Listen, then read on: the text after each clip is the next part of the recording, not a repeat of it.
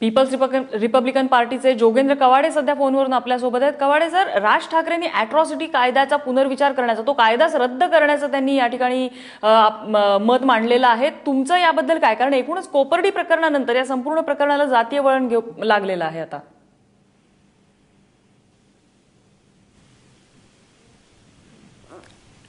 Hello Kawade sir, माझा आवाज येतोय तुम्हाला?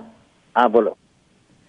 राज ठाकरे यांनी अॅट्रॉसिटीचा कायदाच रद्द करा अशी मागणी केलेली आहे, कारण या कायद्याचा गैरवापर होतोय असा दावा त्यांनी केलेला आहे। एकूणच कोपर्डी प्रकरणानंतर सगळ्याच अत्याचाराच्या घटनांना एकीकडे जातीय वळण लागलेलं असताना आता राज ठाकरेंची अशी मागणी येते, काय सांगाल तुम्ही?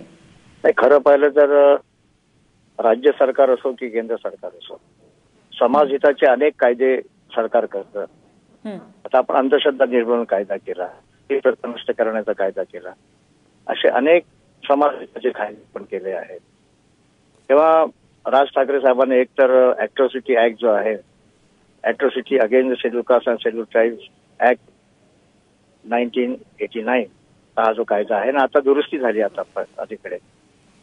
एक तर राज ठाकरे साहेबांना माहिती बरोबर नसावी असं मला वाटतं। कोणत्या कायद्याचा लोक दुरुपयोग करत नाही मला का लक्षात?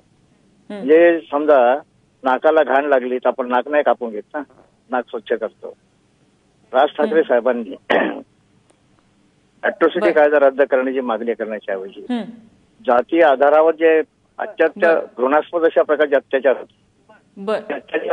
थांबवावेत, अत्याचार नष्ट करावेत, अशा प्रकारची भूमिका का घेत नाही?